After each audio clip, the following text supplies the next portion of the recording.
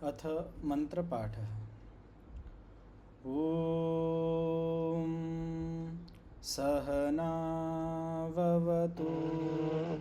सहनौ भुनक्तु सह वीर्यं करवावहै तेजस्विनावधीतमस्तु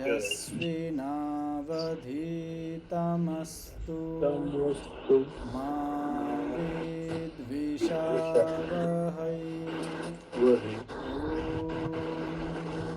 शान्तिः शान्तिः शान्तिः।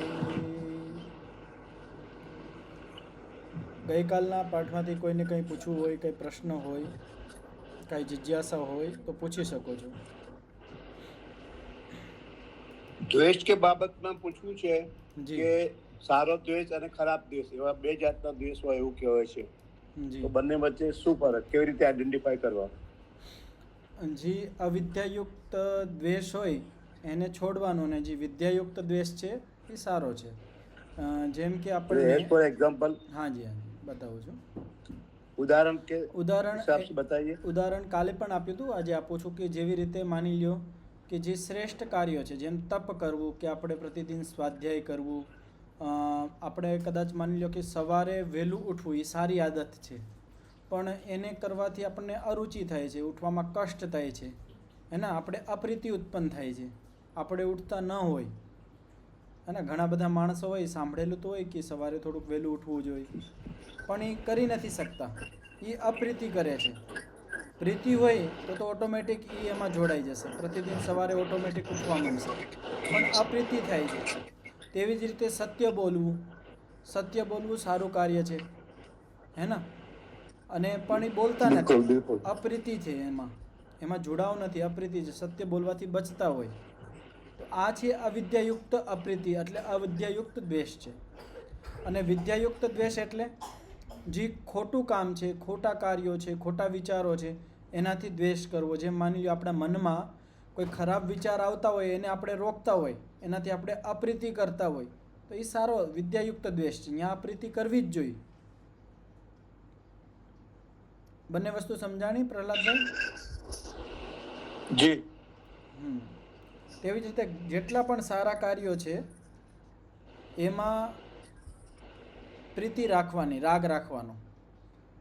જેમ ધર્મયુક્ત જેટલા પણ કાર્યો છે, સત્યનું આચરણ કરવું, હે ને, ચોરી ન કરવી, દિનચર્યા સારી રાખવી, અનુશાસનનું પાલન કરવું, યોગ કરવો, વ્યાયામ કરવો, સ્વાધ્યાય કરવું, ઈશ્વર પ્રણિધાન કરવું, આ બધા શ્રેષ્ઠ કાર્યો છે. આમાં પ્રીતિ હોવી જોઈએ, રુચિ હોવી જોઈએ. આપણે એક પ્રકાર કહીએ તો રાગ પણ કહી શકીએ. આ વિદ્યાયુક્ત રાગ છે, આ સારો છે. તેવી જ રીતે જે ખોટા કામ છે, ખોટું નહીં બોલવાનું, કોઈને દુઃખ નહીં દેવાનું, અહિંસાનું પાલન કરવાનું, ઇત્યાદિ જે સારા કાર્યો છે એમાં પ્રીતિ, અને જે ખોટા કાર્યો છે એમાં અપ્રીતિ. બસ આટલું ધ્યાન રાખવાનું.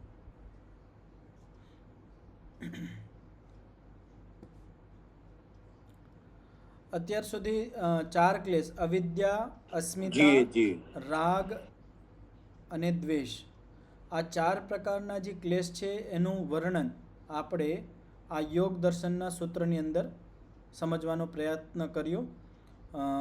મહર્ષિ પતંજલિએ સૂત્રના માધ્યમથી પ્રત્યેક ક્લેશનું એક સિદ્ધાંત આપ્યો છે, અને એ સિદ્ધાંતને વ્યાસ ઋષિએ એના ભાષ્યના માધ્યમથી સમજાવવાનો પ્રયત્ન કર્યો, એને આપણે સમજવાનો પ્રયત્ન કર્યો. હવે આપણે જે 5મો ક્લેશ છે અભિનિવેશ, એ ક્લેશનો જે આજ સૂત્ર છે અને એનું જે ભાષ્ય છે એને સમજવાનો પ્રયત્ન કરીશું. આજનો જે સૂત્ર છે સાધન પાદનો 9મો સૂત્ર છે. સ્વરસ વાહી વિદુષોપી તથારૂઢો અભિનિવેશઃ. હવે હું બોલીશ, સાંભળીને બધા ઉચ્ચારણ કરજો. બધા માઇક ખોલી લેજો, ધ્યાનથી સાંભળજો અને શુદ્ધ ઉચ્ચારણ કરવાનો પ્રયત્ન કરજો, અને સાથે મળીને ઉચ્ચારણ કરવાનો પ્રયત્ન કરજો. સ્વરસવાહી स्वरसवाही સવાહી વિદુષોપી વિદુષોપી તથારૂઢઃ તથા રોડપી તારુડો અભિનિવેશઃ. અભિનિવેશ તો આ સૂત્રમાં શું કહેવામાં આવે છે? સ્વરસવાહી, જો પોતાના રસમાં વહન કરતા હોય, જીવનયાપન કરતા હોય. સ્વરસવાહી એટલે એક તો છે મનુષ્ય, જે બુદ્ધિપૂર્વક ચાલતો હોય, અને બીજા જે જંતુઓ છે, પ્રાણીઓ છે, બધા બીજા પ્રાણીઓ. કેમ નથી આવતું આ? ઓમ અવાજ આવે છે? હા, હા, અમૃતા મુનિજી માઇક બંધ રાખજો. સ્વરસવાહી એટલે જે માઇક મળતું નથી, આગળ ગોત. હું કરી દઉં છું, 1 મિનિટ.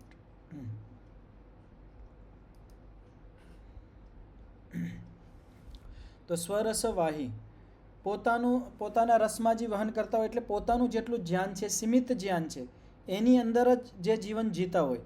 જેમ બીજા પ્રાણીઓ છે, પશુ પક્ષી, કીટ પતંગ, આ બધા જે કીડાઓ છે, બધા આ શું છે? સ્વરસવાહી છે. એનું સીમિત જ્ઞાન છે, એની અંદર જ જીવન જીતા હોય. અને ઘણા બધા પ્રાણીઓ પણ શીખતા પણ હોય, જેમ વાંદરો છે, બીજા જે ઓલું હોય ને, આપણે સર્કસની અંદર પણ શીખવાડતા હોય. તો એ પણ થોડું ઘણું શીખી શકતા હોય અમુક પ્રાણીઓ. જે આપણે પોપટ છે, પોપટને થોડું ઘણું શીખવાડી શકીએ, પણ એ સીમિત માત્રા હોય, મનુષ્ય જેટલું ના શીખી શકે. તો સ્વરસવાહી એટલે જે એવા જંતુઓ જે પોતાનું જેટલું સીમિત જ્ઞાન છે એની અંદર જ પોતાનું વહન કરતા હોય, જીવનયાપન કરતા હોય. વિદુષો અપી, બીજો શબ્દ શું છે? વિદુષો. વિદુષા એટલે વિદ્વાન. તો બે વસ્તુ કીધી, એટલે જે સામાન્ય પ્રાણી જેમાં ભોગ્યોની છે, જે વિચારીને જેના પાસે વિશેષ બુદ્ધિ નથી મળી, એ પ્રાણીથી લઈને વિદુષો જેના પાસે વિશેષ બુદ્ધિ છે, જે સારી રીતે ગહનતાથી વિચાર કરી શકે છે. તથારૂઢ, બંનેમાં, એટલે જે સામાન્ય પ્રાણી છે ત્યાંથી લઈને વિદુષ એટલે વિદ્વાન સુધી એક ક્રમ બતાવ્યો છે. નાનામાં નાનું, સૂક્ષ્મમાં સૂક્ષ્મ, ઓછામાં ઓછા બુદ્ધિવાળું જીવ, ત્યાંથી લઈને ઉચ્ચામાં ઊંચી બુદ્ધિવાળું જે મનુષ્યરૂપી જીવ છે ત્યાં સુધી, આ જેટલા પણ જીવ છે તથારૂઢ, આ બધા જીવોની અંદર એક વસ્તુ આરૂઢ થાય છે, અને એ શું છે? મૃત્યુનો ભય, મરણનો ભય, કે મારું મૃત્યુ થઈ જશે, આ જે ભય છે એનું નામ જ છે અભિનિવેશ ક્લેશ. અને આ બધાના સમાન રૂપમાં હોય. ગમે એ પ્રાણી હોય એની પણ મૃત્યુની બીક હોય, કે મારું મૃત્યુ ન થાય, બચવા માંગતો હોય. કોઈ મનુષ્ય છે, વિદ્વાન છે, એના બાજુ કોઈ મૃત્યુ આવતી હોય તો એ પણ બચવાનો પ્રયત્ન કરતો હોય, કે નહીં, મારું મૃત્યુ ન થવી જોઈએ. તો મૃત્યુનો બધાને ભય હોય, કે મારી મૃત્યુ ન થવી જોઈએ, એક બીક હોય અંદર. તો જે આ મૃત્યુનો ભય છે એનું નામ જ છે અભિનિવેશ ક્લેશ. જ્યારે માણસ યોગી થઈ જાય છે, મુક્તિનો અધિકારી થઈ જાય છે, અસંપ્રજ્ઞાત સમાધિમાં દૃઢ થઈ જાય છે, ઈશ્વરનું સાક્ષાત્કાર કરી લે છે, ઈશ્વરનું દર્શન થઈ જાય છે, એ આ ક્લેશથી મુક્ત થઈ શકે છે. એના 5 ક્લેશ તો દગ્ધબીજ થઈ જાય. એટલે અભિનિવેશ ક્લેશ પણ દગ્ધબીજ થઈ જાય, પછી એને મૃત્યુનો ભય નથી રહેતો. ત્યાં સુધી બધાને મૃત્યુનો ભય હોય જ છે.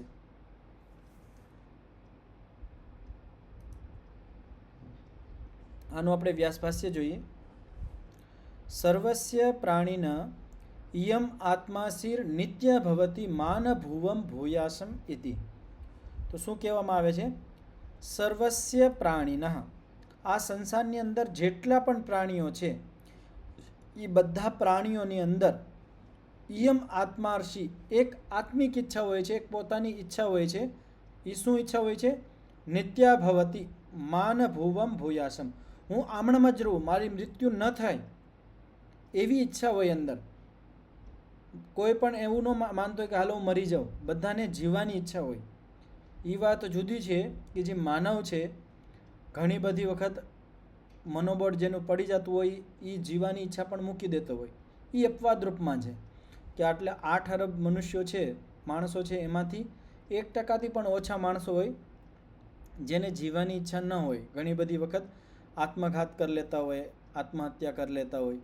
પણ એને પણ આપણે જોઈએ કે જેને આત્મહત્યા આત્મઘાત કરવાની ઈચ્છા થતી હોય એનું કારણ જોઈએ કે ભાઈ આના હિસાબે માની લો કોઈ માણસ છે એ શા માટે આત્મઘાત કરે છે કે કદાચ કરજો છે તો હાલો એનો કરજો કદાચ માફ કરી લે તો એ આત્મહત્યા નહીં કરે. એક સ્ટુડન્ટ વિદ્યાર્થી છે, એને બીક છે કે હું કદાચ પરીક્ષામાં નપાસ થઈ જાય કે હું ભણી નથી શક્યો, હવે એને કહી દે કે ભાઈ તું પરીક્ષા આપી હોય કે ના આપી હોય તને ફેલ નહીં કરીશું, તો એ પાછું જીવવાની ઈચ્છા કરશે. એ બીજા કારણથી મરવાની ઈચ્છા કરે. પણ એક સ્વાભાવિક બધા જ મનુષ્યોની, બધા પ્રાણીઓની અપવાદને મૂકીને જે સામાન્ય બધા પ્રાણીઓ છે એમાં એક આત્મ ઈચ્છા હોય, આપણા બધાની અંદર એક તીવ્ર ઈચ્છા હોય. અને એ શું ઈચ્છા હોય કે હું આમણમ જીતો રહું, મારી મૃત્યુ ન થાય. ન ચ અનનુભૂત મરણ ધર્મ કસ્ય એષા ભવતી આત્માશી. તો હવે એક વસ્તુ અહીંયા કહેવામાં આવે છે, ન ચ અનનુભૂત, કે જેને મરણ ધર્મનો અનુભવ નથી કર્યો એને કોઈ દિવસ આવી આત્મઈચ્છા થાય જ નહીં. જેને મરણ ધર્મનો અનુભવ કર્યો છે એને જ આવી આત્મઈચ્છા થાય. ઉદાહરણ તરીકે આપણને કરંટ લાગ્યો હોય, શોર્ટ લાગી ગયો હોય, તો આપણે એનું દુઃખ સ્મૃતિમાં બેસી જાય છે. તો બીજી વખત આપણે કરંટથી બચીએ છીએ કે મને કરંટ ન લાગવો જોઈએ, પણ આપણે બીજી વખત શા માટે બચીએ છીએ? આપણા મગજમાં એની સ્મૃતિ છે કે આનાથી દુઃખ થાય છે. આપણને એક વખત અનુભવ થઈ ગયો છે કે પછી આપણે બીજા માણસને જોઈ લીધું છે કે એને કરંટ લાગતો તો નહીં, મરી ગયો કે પણ એને દુઃખ થયું, એને તકલીફ થઈ, એ તકલીફ મારે ન થવી જોઈએ, તો આપણે એનું પ્રત્યક્ષ કરેલું છે. તેવી જ રીતે અહીંયા કહેવામાં આવે છે કે જે માણસને, જે પ્રાણીને મરણ ધર્મનો કોઈ દિવસ અનુભવ જ ન થયો હોય એને એવી આત્મ ઈચ્છા ન થાય કે હું સદૈવ જીતો રહું, મારી મૃત્યુ ન થાય. તો એક પ્રશ્ન હું તમારાથી કરું છું બધાથી, કે જે પ્રાણી હાવ સૂક્ષ્મ હોય, જેને કોઈની મૃત્યુ જોઈ નથી,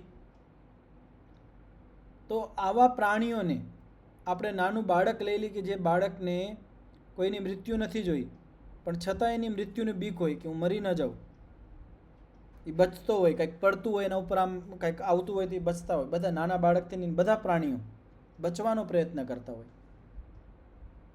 તો જ્યારે અહીંયા આપણે એક સિદ્ધાંત છે કે જ્યાં સુધી સંસ્કાર ન થાય ત્યાં સુધી પ્રવૃત્તિ ન થાય. તો હવે મરણ ધર્મ તો એને કોઈ દિવસ અનુભવ કર્યો નથી કોઈની મૃત્યુ જોઈ. એવા ઘણા બધા પ્રાણીઓ છે, ઘણા બધા નાના બાળકો હોય, છતાં એને મૃત્યુની બીક કેવી રીતે હોઈ શકે છે? પ્રશ્ન સમજમાં આવ્યો બધાને? જી. નીતાબેન,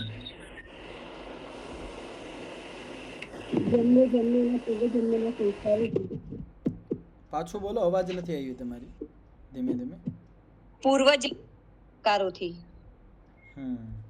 એ આગળ આવશે. પૂર્વજન્મ. તો આનાથી એક વસ્તુ સિદ્ધ થાય છે, આપણા જે હિન્દુઓમાં કહેવામાં આવે છે ને પૂર્વજન્મ.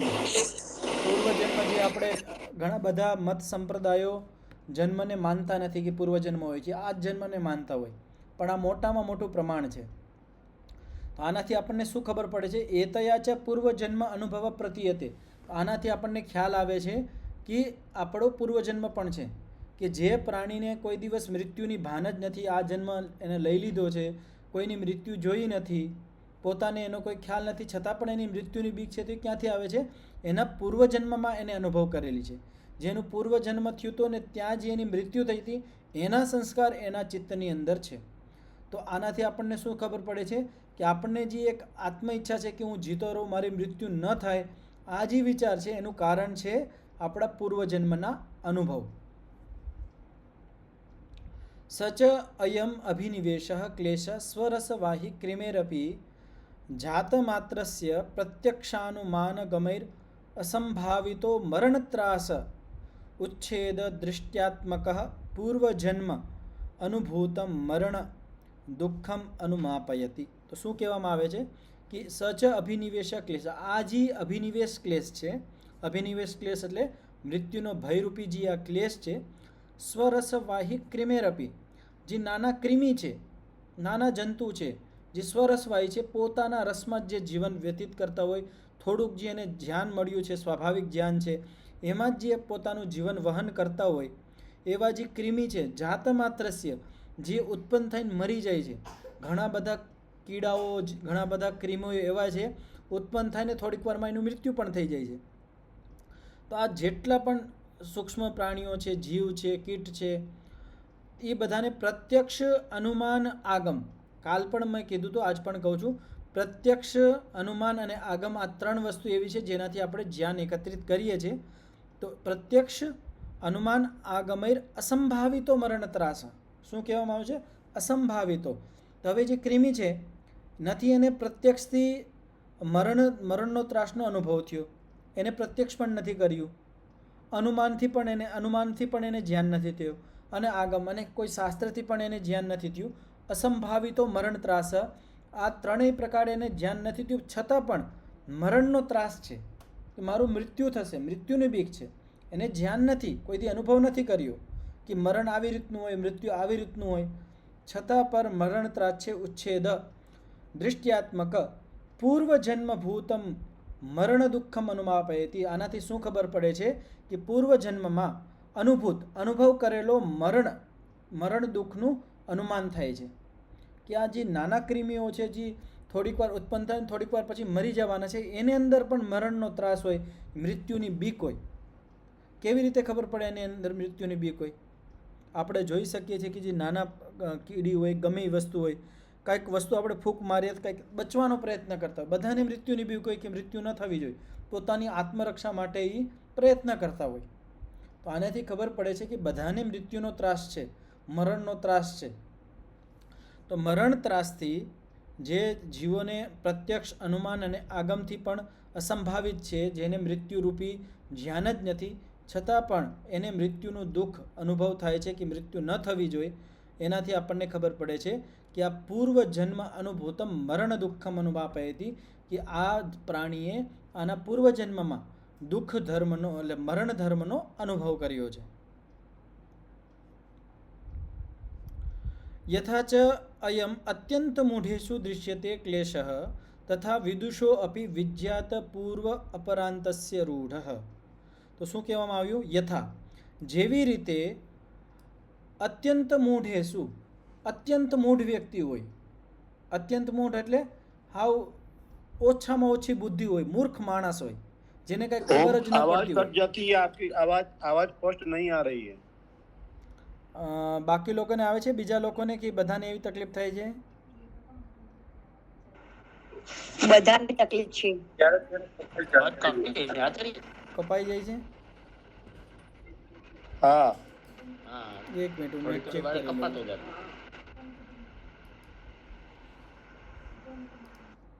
હવે કપાય તો કહેજો મને વચ્ચે. હવે સ્પષ્ટ છે. હા.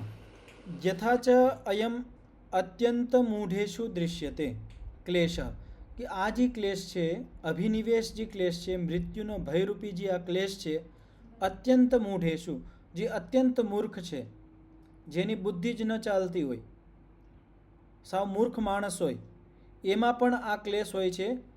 તથૈવ, તેવી જ રીતે વિદુષો અપી, કેવો વિદુષ માણસ, કેવો વિદ્વાન માણસ? વિજ્ઞાત પૂર્વ પરાંતસ્ય, જેને પૂર્વ અર્પર અને પ્રારંભ અને અંત આ બંને વસ્તુ જેને જાણી લીધી હોય, એટલો મોટો જે વિદ્વાન હોય, જેને ઘણા બધા શાસ્ત્રો ભણી લીધા હોય, જેને બધું વાંચી લીધું હોય, જેને વેદોનું અધ્યયન કરી લીધું હોય, એટલું બધું અધ્યયન કરી લીધું હોય કે જેને પૂર્વ અને અંત એટલે આદિ, પ્રારંભ અને અંત સુધી બધી જ પ્રકારનું જેને જ્ઞાન લઈ લીધું હોય, આવડો મોટો જે વિદુષ માણસ હોય, આવડો મોટો જે વિદ્વાન માણસ હોય, એની અંદર પણ મૃત્યુનો ભય હોય, એની અંદર પણ આ અભિનિવેશ ક્લેશ વ્યાપ્ત હોય. તો આ કેવો વિદ્વાન કહેવાય? શાબ્દિક વિદ્વાનની વાત છે. જે વિદ્વાન યોગી થઈ જાય છે, જે વિદ્વાન 5 ક્લેશોને દગ્ધબીજ કરી દે છે, એની અંદર આ ક્લેશ નથી રહેતો, કારણ કે એને 5 ક્લેશ દગ્ધબીજ થઈ જશે તો અભિનિવેશ ક્લેશ પણ દગ્ધબીજ થઈ જશે, બરી જશે. એના પછી આ ક્લેશ એને હેરાન નહીં કરે, પરેશાન નહીં કરે, એને દુઃખ નહીં થાય. તો વિજ્ઞાંત પૂર્વ પરાંતસ્ય વિદુષ, એનાથી આપણને શું જાણવાનું કે એવો વિદ્વાન જે શાબ્દિક રૂપમાં જેને બધા શાસ્ત્રોનું બહુ ગહન અધ્યયન કરી લીધું છે, એની અંદર પણ આ અભિનિવેશ ક્લેશ જોવામાં આવે છે. અને તેવો જ હોય જેવો મૂઢ માણસની અંદર. તો શું અહીંયા તુલના કરવામાં આવે છે કે જે અત્યંત મૂર્ખ માણસ છે અને જે બહુ મોટો વિદ્વાન છે, શાબ્દિક વિદ્વાન છે, એ બંનેની અંદર આ જે અભિનિવેશ ક્લેશ છે એક સમાન હોય, એક જેવો જ હોય. કસ્માત, શા માટે એક જેવો હોય? સમાના હિ તયો કુશલા કુશલયોર મરણ દુઃખ. વિદ્વાનના પગમાં સાપ નીકળ્યો હોય તો શું વિદ્વાનને ડર નથી લાગતો? હા અમૃતા મુનિજી, પેલા હાથ ઊંચો કરવાનો તમારે ને. એક વખત હું આ વાક્ય પૂરું કરી લઉં પછી તમારો પ્રશ્ન લઉં છું. તો કસ્માત, શા માટે એ જે વિદ્વાન અને જે અત્યંત મૂર્ખ માણસ છે એ બંનેની અંદર જે અભિનિવેશ ક્લેશ છે, મૃત્યુનો જે ભય છે, એક સમાન શા માટે હોય? કસ્માત, આ પ્રશ્ન છે. તો સમાના હિ તયો કુશલા કુશલયોર મરણ દુઃખ અનુભવાત ઇયમ વાસના ઇતિ. સમાના હિ, કે જે મૃત્યુનો જે મરણ દુઃખનો જે અનુભવ છે એ ચાહે કુશલ માણસ હોય યા અકુશલ. કુશલ એટલે વિદ્વાન માણસ, અકુશલ એટલે સામાન્ય માણસ, જે મૂર્ખ છે, જેની બુદ્ધિ સારી નથી, સારી રીતે ચાલતી નથી, શાસ્ત્રોમાં સારી રીતે વિચારી નથી શકતો, એવા બંને પ્રકારના જે માણસો છે તેનો જે દુઃખનો અનુભવ છે, મૃત્યુ મરણ દુઃખનો જે અનુભવ છે, એની જે વાસનારૂપી સંસ્કાર છે એ એક જેવા છે. એના હિસાબે બંને માણસની અંદર જે અભિનિવેશ ક્લેશ છે એ એક સમાન આરૂઢ થાય છે. હા અમૃતા મુનિજી પૂછો, હું શું પ્રશ્ન પૂછતા હતા?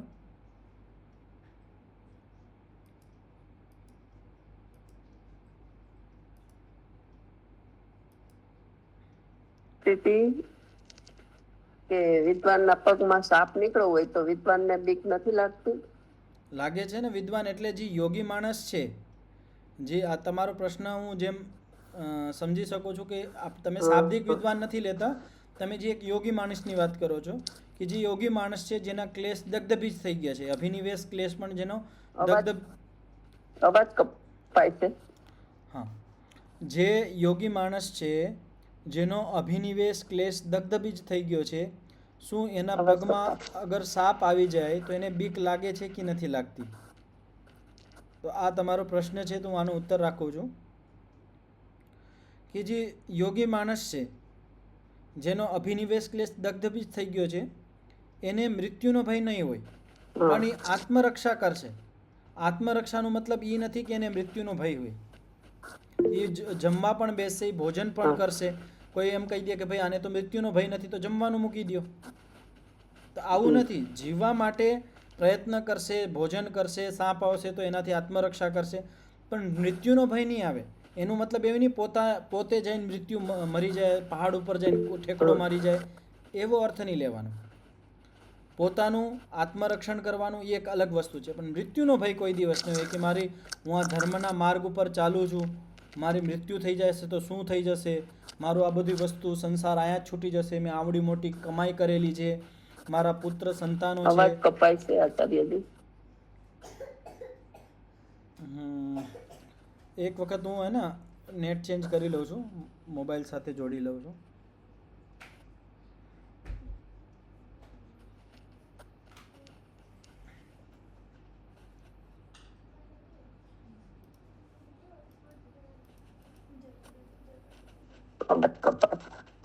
એક મિનિટ હું જોડી લઉં છું, હમણાં કરું છું.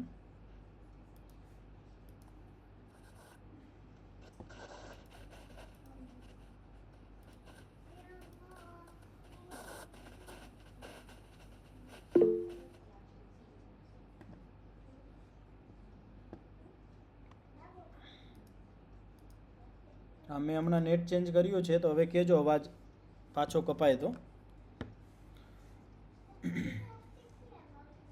હવે આવે છે વ્યવસ્થિત અવાજ કે હજી કપાય છે?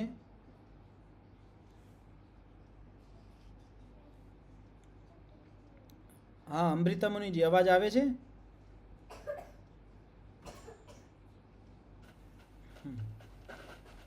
તો આમાં એવી રીતે સમજવાનું કે ગમે તેવો યોગી માણસ હોય જેનો અભિનિવેશ ક્લેશ છે એ દગ્ધબીજ થઈ ગયા હોય, એના પછી કોઈ સાપ વગેરે છે તો સામે જે આવતું હોય એનાથી પોતાની રક્ષા કરવાની, આત્માનું રક્ષણ કરવાનું. એનો મતલબ એવો નહીં કે પોતે જઈને મૃત્યુને ગલે લગાવી લેવાની, એવો અર્થ નહીં સમજવાનો. પણ સામાન્ય રૂપથી ધર્મના પાલનમાં જે મૃત્યુ કદાચ આવી જાય તો એને બીક નહીં હોય, એને ઈશ્વરના ન્યાય વ્યવસ્થા ઉપર ભરોસો હશે કે હું મરી પણ જઈશ તો આગળનું જીવન મને મળી જશે, હું પાછું બધું મારી રીતે કરીશ. એટલો બધો વિશ્વાસ આવી જાય છે અને અભિનિવેશ ક્લેશ એને હેરાન નથી કરતો. અને આ બહુ સૂક્ષ્મતાથી આપણે વિચાર કરવું પડશે, એટલું સહેલું નથી. ઘણી બધી વખત આપણે એમ વિચારી લઈએ કે કોઈ યોગી માણસ છે એ જીવન જીવવાનો પ્રયત્ન કરતો હોય એટલે આપણે એમ સમજી લઈએ કે એને મૃત્યુનું બીક છે. એવું નથી. જીવન જીવવાનો અધિકાર બધાને છે અને આત્મરક્ષા કરવાની છે એ બધાનો અધિકાર છે. પણ એક મૃત્યુનો ભય હોય કે નહીં હું મરી જાય તો શું થશે મારું, આવી જ બીક હોય, એ યોગી માણસની અંદર ન હોય. આ ફરક હશે. હા, અથર્વ મુનિજી. अथर्व मुनि जी. जी नमस्ते आचार्य जी. જી નમસ્તે જી. અવાજ આપ સ્પષ્ટ નહોતો આવતો ને એટલે હવે આવે છે અવાજ? હાથ ઊંચો કર્યો તો અવાજ આપ જી હવે સ્પષ્ટ આવે છે. હા હા, નીતાબેન તમે હાથ ઊંચો કર્યો તો પ્રશ્ન હતો કાંઈ?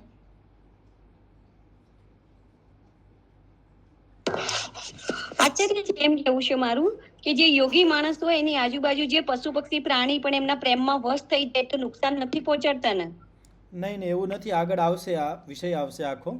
આ બધું મતલબ એમાં એક સિદ્ધિ આવે છે કે જે અહિંસાને સિદ્ધ કરી લે છે એટલે જે બીજા પ્રાણીઓથી વેરભાવ છૂટી જાય છે, એવું આગળ આવશે.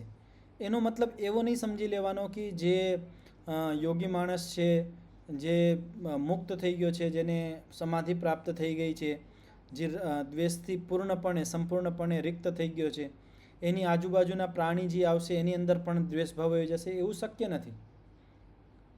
એનું ઉદાહરણ આપણા સામે છે કે આટલા બધા ઋષિ મહર્ષિઓ થયા, યદિ આટલું જ હતું તો એના સંપર્કમાં કેટલા બધા માણસો આવ્યા હતા, એ બધાનો દ્વેષ છૂટી જવો જોઈએ.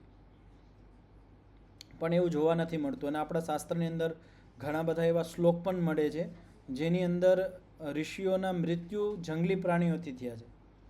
જંગલમાં એ સાધના કરતા હતા અને એમાં અનેક જંગલી પ્રાણીઓથી એનું મૃત્યુનું વર્ણન આવે છે.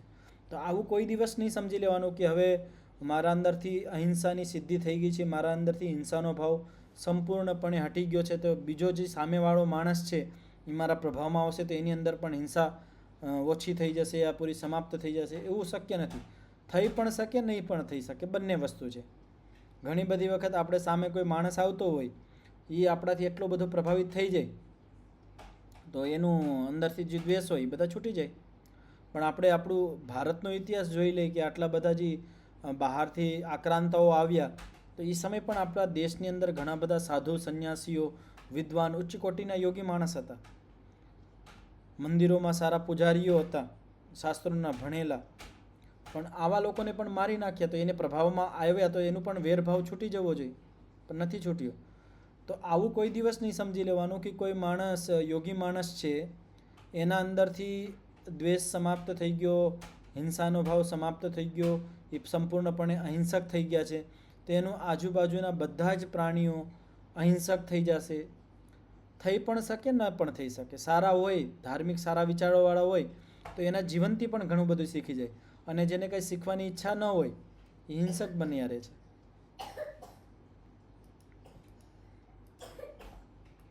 બીજા કોઈને કંઈ પ્રશ્ન? આ સૂત્ર અહીંયા સમાપ્ત થઈ ગયો છે.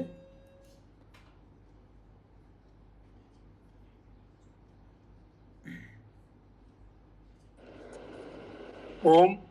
જી પ્રહલાદભાઈ બોલો. આપણે આ સૂત્રોના નીચે શબ્દાર્થમાં લખ્યું છે સ્વરસવાહી. જી. અને એના અર્થમાં છે મૃત્યુ દુઃખ કે અનુભવ से जो संस्कार बनता है तो मृत्यु दुख इस कया शब्दનો અર્થ કર્યો? એ છે ને મૃત્યુ દુઃખ, એ સામાન્ય રૂપથી અભિનિવેશનો અર્થ છે. આ જે શબ્દાર્થ છે એ અલગ રૂપમાં છે અને હું જે તમને ભણાવું છું એ અલગ રૂપમાં છે. તો સ્વરસવાહી છે ને એ વાસ્તવમાં પ્રાણીઓ માટે છે જે પોતાના રસમાં વહન કરતા હોય, જીવનનું યાપન કરતા હોય. એનો અર્થ મૃત્યુ દુઃખ કે અનુભવ છે? મૃત્યુ દુઃખ એનો અનુભવ નથી. મૃત્યુ દુઃખ અભિનિવેશનો અર્થ છે. हाँ तो इसमें थोड़ा कॉन्ट्रावर्सी लगता है या डिफिकल्ट लगता है समझना. એ તો તમે અત્યારે ધ્યાન દીધું છે, આપણે તો પહેલાથી આ વાંચતા જ નથી. ઘણો બધો ભેદ આવે છે. એ તો જી, જી, ઘણો જી. બધો, કારણ કે આ જે શબ્દ છે એનો અર્થ નથી થતો. નકર તો હું આજ ભણાવી દઉં ને, હું આનો ઘણી બધી જગ્યાએ અર્થ ભેદ છે. હું એટલે ડાયરેક્ટ સંસ્કૃત ભણાવું છું, હે ને?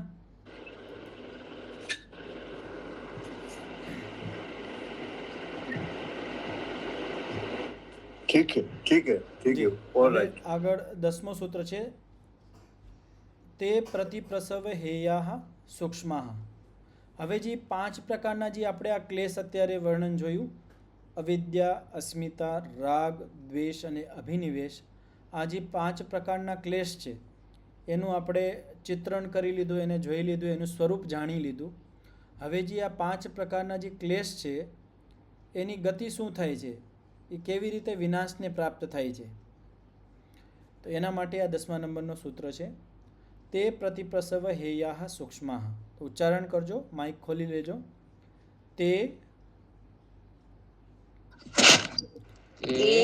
પ્રતિપ્રસવ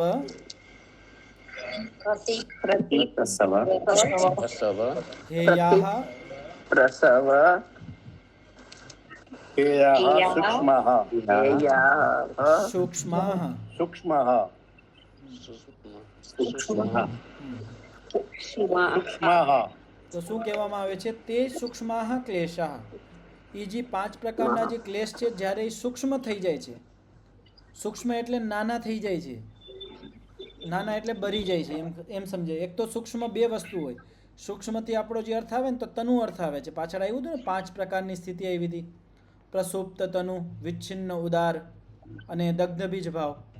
તો આપણે સૂક્ષ્મ કહેવાથી શું અર્થ આપણા દિમાગમાં આવે, મગજમાં શું અર્થ આવે? સૂક્ષ્મ કહેવાથી તનુવાળો અર્થ આવે, કે જે આપણા 5 ક્લેશ છે તનુ થઈ ગયા હોય. પણ અહીંયા સૂક્ષ્મ શબ્દનો અર્થ છે દગ્ધ બીજ ભાવ. એટલે જે ક્લેશ છે એ સૂક્ષ્મ થઈ ગયા હોય, નાના થઈ ગયા હોય, બરીને હાવ થોડાક થઈ ગયા હોય, એને કહેવાય સૂક્ષ્મ. તે સૂક્ષ્માહ ક્લેશાહ. જે નીતાબેન માઇક બંધ કરી લેજો. તે સૂક્ષ્મા ક્લેશા. જે આ સૂક્ષ્મ 5 પ્રકારના જે ક્લેશ છે, જ્યારે સૂક્ષ્મ થઈ જાય છે, નાના થઈ જાય છે, કમજોર થઈ જાય છે, દગ્ધ બીજભાવ અવસ્થામાં પહોંચી જાય છે, તે પ્રતિપ્રસવેન હેયા. તે પ્રતિપ્રસવ થઈ જાય છે. એનો ચિત્ત એટલે ચિત્ત જ્યારે ચિત્તનો વિનાશ થાય છે, ચિત્ત જ્યારે પ્રકૃતિમાં લય થાય છે, વિલય થઈ જાય છે, લીન થઈ જાય છે, એમાં ભળી જાય છે, ત્યારે ચિત્તની સાથે સાથે આ જે દગ્ધ બીજ ભાવ પ્રાપ્ત કરેલા જે 5 ક્લેશ છે એની સાથે સાથે પ્રકૃતિમાં લીન થઈ જાય છે.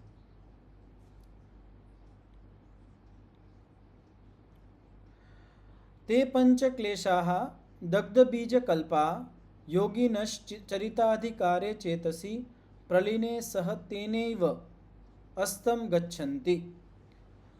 તો જે ક્લેશ છે એની જે 5મી અવસ્થા હતી, કે આ જે 5 પ્રકારના ક્લેશ છે આ સંપૂર્ણપણે ક્યારે નષ્ટ થાય છે? જ્યારે આપણું ચિત્ત નષ્ટ થાય છે.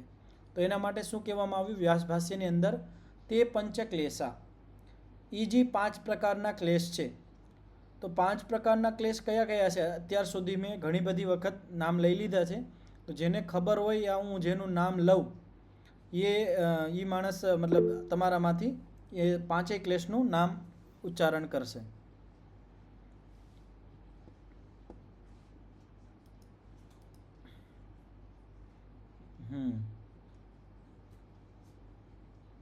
ચંદનભાઈ? हाँ आचार्य. જી अविद्या, अस्मिता, राग, द्वेष, अभिनिवेश. જી, સરસ. તો તે પંચ ક્લેશા, એ જે 5 પ્રકારના ક્લેશ છે. દગ્ધ બીજ કલ્પા. દગ્ધ બીજ કલ્પ એટલે શું? દગ્ધ બીજ કલ્પ એટલે શું? મેં આને વિસ્તારથી સમજાવ્યું હતું પાછળ. તો હા, નીતાબેન. બીજ બળીને ભસ્મ થઈ જાય, એટલે કે જેમાંથી અંકુરણ ના ફૂટે, દગ્ધ બીજ અવસ્થા. હા, દગ્ધ બીજ એટલે જે ક્લેશ રૂપી બીજ છે એને જે દગ્ધ થઈ જાય એટલે બરી જાય. જેવી રીતે આપણે જે કોઈ બીજ હોય, ગમે એ બીજ આપણે લઈ લઈએ અને એને આપણે શેકી નાખીએ તો એ પછી અંકુરિત ન થઈ શકે, એને કહેવાય દગ્ધ બીજ. તો તેવી જ રીતે આપણા જે આ ક્લેશ બીજરૂપ છે એને જ્યારે દગ્ધ ભાવ આપણે કરી નાખીએ, આપણે એને બારી નાખીએ, દગ્ધ બીજ કરી નાખીએ પ્રસંખ્યાન અગ્નિથી. પ્રસંખ્યાન અગ્નિ એટલે શું? વિવેક ખ્યાતિથી. જ્ઞાનરૂપી અગ્નિથી જ્યારે આપણે ક્લેશરૂપી બીજોને આપણે બારી નાખીએ તો દગ્ધ બીજ કલ્પા યોગિનશ ચરિતાધિકારે. જે યોગી માણસ છે એનું જે ચિત્ત છે એ કેવું થઈ જાય? ચરિતાધિકાર. ચરિતાધિકાર એટલે શું? ચંદનભાઈ કંઈ પૂછવું છે તમારે?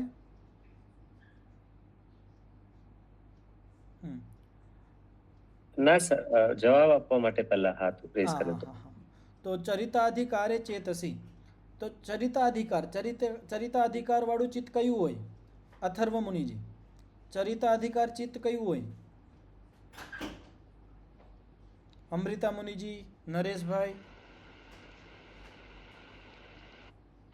જેને પણ ખબર હોય. ચરિતાધિકાર, અવસિતાધિકાર, સમાપ્તાધિકાર, આ ઘણા બધા શબ્દો આવ્યા છે.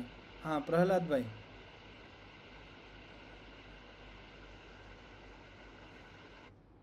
જેના અંદરથી ક્લેશ નાબૂદ થઈ ગયા છે એવું ચિત્ત.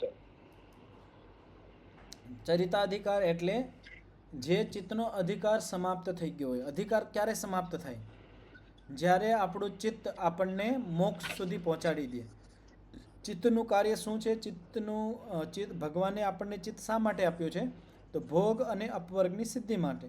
તો ભોગ તો આપણે કરીએ જ છીએ આ ચિત્તના માધ્યમથી, પણ આ ચિત્ત જે આપણને અપવર્ગ સુધી નથી પહોંચાડેલું. જ્યારે આપણું આ ચિત્ત આપણને અપવર્ગ એટલે મોક્ષ. 3 નામ છે: અપવર્ગ, કેવલ્ય, મોક્ષ, મુક્તિ. આ બધી વસ્તુ એક છે, ધ્યાન રાખજો.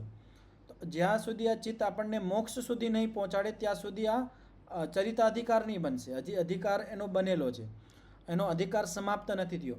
પણ જ્યારે એનો અધિકાર ચરિત થઈ જાય એટલે સંપૂર્ણ થઈ જાય ત્યારે ચેતસી પ્રલીને, જ્યારે આપણું આ ચિત્ત પ્રલીન થાય છે, પ્રકૃતિની અંદર લીન થઈ જાય છે, ભળી જાય છે. પ્રકૃતિ એટલે સત્વ, રજ અને તમ. આ જે મૂળ પ્રકૃતિ છે એની અંદર એનો વિલય થઈ જાય છે.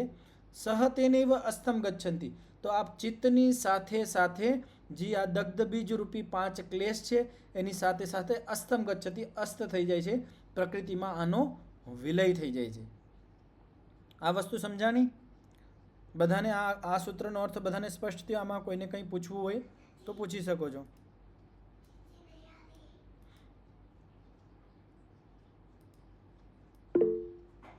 જી નરેશભાઈ. ક્રિત કાર્ય લખેલું છે એનો અર્થ જરાક સમજાવો ને. એક નીચેની લાઈનમાં લખેલું છે વ્યાસભાષી. શું લખેલું છે? હિન્દી ભાષ્ય છે ને, વ્યાસ ભાષ્યની નીચે હિન્દી ભાષ્ય છે, એમાં કૃત કાર્ય. इसी के साथ कृत कार्य कितनी आगे? हाँ, योगी के कृत कार्य. प्रकृति में लखन. હા હા હા, કૃત કાર્ય એટલે જે કાર્ય ચિત્તને કરવાના હતા એ એને કરી લીધા. કૃત કાર્ય ચિત્ત એટલે જેને એના ચિત્તના જે કાર્ય હતા એવું ચિત્ત જેને એને પોતાના કાર્ય સમાપ્ત કરી લીધા છે. સમજાઈ ગયું? આ નરેશભાઈ સ્પષ્ટ થયું? કૃત પ્રત્યય છે એ કૃત શબ્દ છે એનો એટલે જે કાર્ય કરવાનું હતું એ પૂરું થઈ ગયું છે. એટલે એવું ચિત્ત જેને જે કાર્ય મળ્યું હતું. ચિત્તનું કાર્ય શું મળ્યું હતું?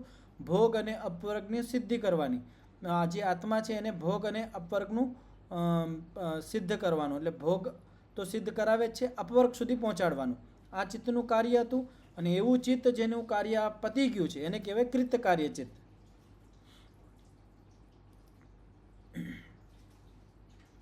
તો આ સૂત્ર પૂર્ણ થઈ ગયું છે. તો પ્રશ્ન પૂછું છું કે આપણા જે આ 5 ક્લેશ છે, અવિદ્યા, અસ્મિતા, રાગ, દ્વેષ અને અભિનિવેશ, આની 5 અવસ્થા વર્ણન કરવામાં આવી હતી. કઈ કઈ હતી? જેને નામ ખ્યાલ હોય એ હાથ ઊંચો કરજો. હા, નીતાબેન. પ્રસુપ્ત, ઉદાહરણ અને ઉદાહરણ દગ્ધ બીજ. એક છૂટી ગયો છે.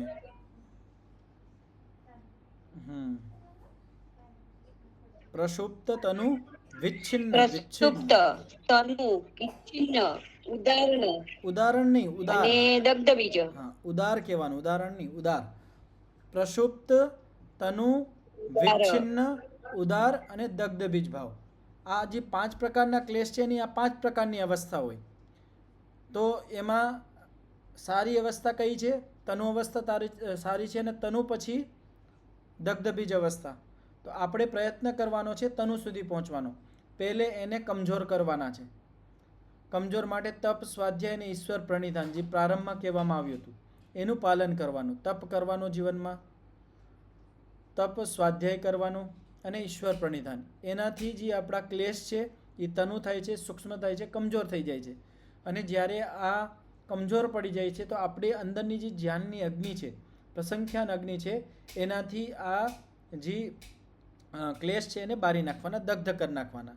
અને જ્યારે આ દગ્ધ બીજ થઈ જાય એના પછી આ ચિત્તની સાથે સાથે આનો પ્રકૃતિમાં વિલય થઈ જાય છે.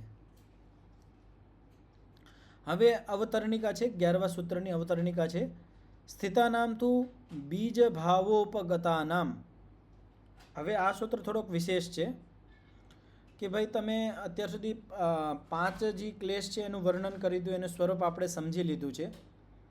અને એ પણ કહેવામાં આવ્યું કે જે સૂક્ષ્મ થઈ જાય, દગ્ધ બીજ ભાવ થઈ જાય, એ પ્રતિપ્રસવે ને હેય, એ ચિત્તની સાથે સાથે પ્રકૃતિમાં વિલય થઈ જાય. પણ આને આપણે સૂક્ષ્મ કેવી રીતે કરવા, દગ્ધ બીજ સુધી કેવી રીતે લઈ જવું, એ મહત્ત્વનું છે. આપણે 5 જે ક્લેશ છે એનું સ્વરૂપ સમજી લીધું વ્યવસ્થિત રીતે, અને એ પણ આપણને ખબર પડી ગઈ કે આ 5 ક્લેશને જ્યારે આપણે દગ્ધ બીજ કરશું ત્યારે જ આપણે મુક્તિ સુધી પહોંચી શકીએ. એ પણ આપણને પાકું થઈ ગયું. પણ આને આપણે દગ્ધ બીજ કેવી રીતે કરવા, એની એક પ્રક્રિયા છે, એ આ સૂત્રની અંદર સમજાવવામાં આવશે. નેટવર્ક કપાય છે આચાર્યજી. નેટવર્ક કપાય છે, આજે કંઈક પ્રોબ્લેમ છે. હવે તો પછી સાંભળી લેજો એકવાર, જ્યાં જ્યાં તકલીફ છે ને, એકવાર જ્યારે યુટ્યુબ પર ચડી જાય ને તો એક બીજી વખત સાંભળી લેજો. મેં નેટવર્ક બદલીને પણ જોયું, પણ થોડીક આજે તકલીફ છે. તો ધ્યાન હેયાસ્તદ્વૃત્તય. તો ધ્યાનેન હેયાસ્તદ્વૃત્તિ, આ જે ક્લેશની વૃત્તિઓ છે એને ધ્યાનના માધ્યમથી એ હટાવી શકીએ છીએ અને કમજોર કરી શકીએ છીએ. તો સૂત્રનું ઉચ્ચારણ કરજો. ધ્યાન હેયાહ, ધ્યાન હેયા તદ્વૃત્તય.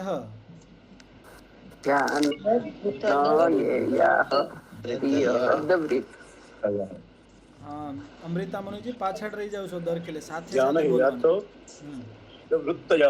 જી. તો ક્લેશાનામ યા વૃત્તયઃ સ્થૂલાસ્તા ક્રિયાયોગેન તનુકૃતઃ સત્યઃ પ્રસંખ્યાનેન ધ્યાનેન હાતવ્યા. શું કહેવામાં આવે છે? ક્લેશાનામ યા વૃત્તયઃ, આ જે 5 ક્લેશ છે એની જે વૃત્તિઓ છે, આ 5 ક્લેશોની માધ્યમથી અંદર આપણા ચિત્તની અંદર ઘણી બધી વૃત્તિઓ ઊભી થતી હોય. જેવી રીતે રાગ ક્લેશ છે તો રાગની વૃત્તિઓ ઉત્પન્ન થતી હોય, દ્વેષ ક્લેશ છે તો દ્વેષની વૃત્તિ ઉત્પન્ન થતી હોય, અવિદ્યારૂપી ક્લેશ છે તો અવિદ્યાની વૃત્તિઓ ઉત્પન્ન થતી હોય. તો આવી જ રીતે 5 ક્લેશોની વૃત્તિ આપણી ચિત્તની અંદર આવતી હોય. તો વૃત્તિ 2 પ્રકારની છે, એક તો છે સ્થૂલ વૃત્તિ અને એક છે સૂક્ષ્મ વૃત્તિ. તો ક્લેશાનામ યા વૃત્તય સ્થૂલાસ્તા ક્રિયાયોગેન તનુકૃતા. ધ્યાનથી સમજજો કે આપણે જે આ વૃત્તિ છે, ક્લેશો કઈ રીતમાં આપણે અંદર કામ કરે છે, વૃત્તિ રૂપમાં કામ કરે છે. તો હવે આને કમજોર કરવા હોય તો એનું પેલું ઉપાય છે, આ ધ્યાન રાખજો, ક્રિયાયોગેન તનુકૃતા. આપણે આને તનુ કરવા હોય, સૂક્ષ્મ કરવા હોય, કમજોર કરવા હોય, આપણે આ 5 ક્લેશ છે એને કમજોર કરવા માટે મોટામાં મોટું સાધન છે ક્રિયાયોગ. આ ધ્યાનથી સાંભળી લો. ક્રિયાયોગ એટલે શું? ક્રિયાયોગ એટલે શું? જેને પણ ખબર હોય હાથ ઊંચો કરજો. ક્રિયાયોગ આ સૂત્ર તપ, સ્વાધ્યાય અને ઈશ્વર પ્રણિધાન, આને કહેવાય ક્રિયાયોગ. તો તપ, સ્વાધ્યાય અને ઈશ્વર પ્રણિધાન, પ્રહલાદભાઈ માઇક બંધ કરી લેજો. તપ, સ્વાધ્યાય અને ઈશ્વર પ્રણિધાન, આ જે 3 પ્રકારના ક્રિયાયોગ છે એના માધ્યમથી આપણે આ જે 5 પ્રકારના ક્લેશ છે એની જે સ્થૂલ વૃત્તિઓ છે એને આપણે તનુ કરી શકીએ, કમજોર કરી શકીએ. અને જ્યારે આ તનુ થઈ જાય છે, સૂક્ષ્મ થઈ જાય છે, સત્ય પ્રસંખ્યાનેન ધ્યાનેન હાતવ્યા. પ્રસંખ્યાન રૂપી જે અગ્નિ છે, પ્રસંખ્યાન રૂપી જે ધ્યાન છે, પ્રસંખ્યાન રૂપી જે સમાધિ છે. સમાધિ કઈ? પ્રસંખ્યાન, જે સમાધિની અંદર વિવેક ખ્યાતિની પ્રાપ્તિ થતી હોય. કઈ સમાધિ છે? સંપ્રજ્ઞાત સમાધિ. સંપ્રજ્ઞાત સમાધિની અંદર વિવેક ખ્યાતિની પ્રાપ્તિ થતી હોય એ વિવેક ખ્યાતિને જ અહીંયા કહેવામાં આવ્યું છે પ્રસંખ્યાન. તો પ્રસંખ્યાનેન ધ્યાનેન, પ્રસંખ્યાન ધ્યાનથી હાતવ્ય એને નષ્ટ કરી નાખવાના. યાવત સૂક્ષ્મીકૃતા યાવત દગ્ધ બીજ કલ્પાયતી. અને ક્યાં સુધી એને કરવાનું? જ્યાં સુધી સૂક્ષ્મ ન થઈ જાય, જ્યાં સુધી દગ્ધ બીજ ન થઈ જાય ત્યાં સુધી એને પ્રતાડિત કરતો રહેવાનું. કેનાથી? પ્રસંખ્યાન અગ્નિથી. તો આ પ્રસંખ્યાન અગ્નિ એટલે ધ્યાન, સમાધિ. સંપ્રજ્ઞાત સમાધિના માધ્યમથી જે આપણને વિવેક ખ્યાતિરૂપી જ્ઞાન પ્રાપ્ત થાય છે એ જ્ઞાનના માધ્યમથી આ જે સ્થૂલ વૃત્તિઓવાળા છે એને પહેલાં તનુ કરવાનું. જ્યારે આપણા ક્લેશ તનુ થઈ જાય ત્યારે પ્રસંખ્યાન અગ્નિથી આ જે તનુ થઈ ગયા છે, કમજોર પડી ગયા છે જે ક્લેશ, એને બારી નાખવાના. એને એનો જે ઉત્પત્તિ ધર્મ છે, વિકાસનો જે ધર્મ છે, જે એનું કાર્યક્ષમતા છે એને બારી નાખવાની. તો એ જ્યારે દગ્ધબીજ થઈ જશે એ પછી આપણા ક્લેશ આપણને હેરાન નહીં કરે અને જન્મ મરણના ચક્કરમાં આ જે ક્લેશ આપણને લઈ આવે છે એ નહીં લઈ આવી શકે. તો આજે આટલું રાખીએ, પછી આપણે આને હજી વિસ્તારથી કાલે સમજશું. ઓમ. તો જેને વચ્ચે અવાજ કપાઈ ગઈ હોય, પૂરી અવાજ વાત ન સમજાણી હોય, તો આ હું વિડીયો યુટ્યુબ ઉપર નાખું છું, ત્યાંથી આને સાંભળી લેજો. કદાચ આજે કંઈક નેટવર્કમાં થોડુંક પ્રોબ્લેમ છે તો યુટ્યુબ પર નાખું, ત્યાં મારી અવાજ આખી આવશે, તો ત્યાંથી તમે સાંભળી લેજો. ઓમ. 3 વખત શાંતિનું ઉચ્ચારણ કરીને પાઠનો વિરામ કરીશું. ઓમ શાંતિ શાંતિ શાંતિ. સર્વેભ્યો નમઃ. બધાને નમસ્તે, ધન્યવાદ આચાર્યજી. જી નમસ્તે. નમસ્તે. ધન્યવાદ આચાર્યજી. જી નમસ્તે. નમસ્તે.